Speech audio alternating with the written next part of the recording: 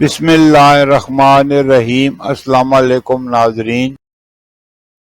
برصغیر میں زندگی کی گاڑی کو آگے بڑھانے کے لیے 3 طرح کے کیلنڈر دیکھے جاتے ہیں، جن میں عیسوی کیلنڈر، اسلامی کیلنڈر اور بکرمی یا دیسی کیلنڈر۔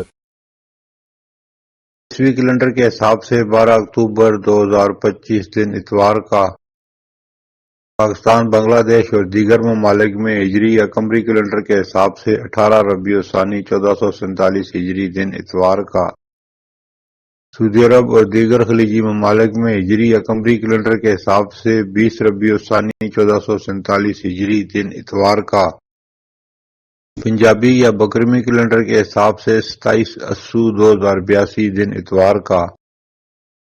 آج کی بات ساری نیت کی ہوتی ہے، کسی کے تہجد بھی کام نہیں آتے اور کسی کی قضا بھی قبول ہو جاتی ہے۔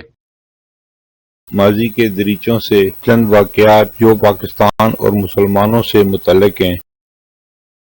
12 اکتوبر 622 عیسوی نبی کریم صلی اللہ علیہ وآلہ وسلم مدینہ منورہ کے قریب قباء پہنچے۔ یہاں آپ صلی اللہ علیہ وآلہ وسلم نے اسلام کی پہلی مسجد قباء کی بنیاد رکھی۔ 12 اکتوبر 1879 برطانوی فوجوں نے کابل پر قبضہ کیا۔ 12 اکتوبر 1947 کشمیر کے مسلمانوں نے ڈوگرا حکومت کے خلاف عزم بغاوت بلند کیا۔ اسی بغاوت نے بعد میں پہلی پاک بھارت جنگ 1947 اور 48 کی بنیاد رکھی۔ 12 اکتوبر 1954 پختونستان کی مسلح افواج کے کمانڈر ان چیف میر دل خان خٹک نے پاکستانی حکام کے سامنے ہتھیار ڈال دیے۔ یہ واقعہ علاقائی تنازعات کے تناظر میں پیش آیا۔ 12 اکتوبر 1979 ایران کی نئی اسلامی حکومت نے پہلی بار غیر ملکی کمپنیوں کے کنٹرول میں موجود تیل کے منصوبے قومی تحویل میں لے لیے۔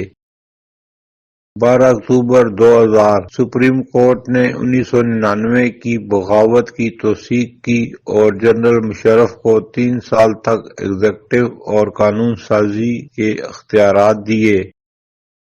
12 اکتوبر 2004 پاکستان نے غوری 1 میزائل کا تجربہ کیا۔ 12 اکتوبر 2007 پاکستان کے بلے باز انضمام الحق بین الاقوامی کرکٹ سے ریٹائر ہوئے۔ 12 اکتوبر 2011 سپریم کورٹ نے حکم دیا کہ خواجہ سرا کمیونٹی کو قومی شناختی کارڈ، ووٹ اور وراثت کے حقوق دیے جائیں۔ 12 اکتوبر 2017 احتساب عدالت نے پاناما کیس کے سلسلے میں نواز شریف کے ناقابل ضمانت وارنٹ گرفتاری جاری کیے۔ 12 اکتوبر 2023 اسلامی ممالک میں یوم فلسطین منایا گیا۔ ترکی، ایران، پاکستان، انڈونیشیا اور مصر سمیت کئی ممالک میں لاکھوں افراد نے احتجاج کیا۔ پھر ملیں گے اگلی ویڈیو میں، جب تک دیجیے مجھے اجازت۔ اللہ حافظ۔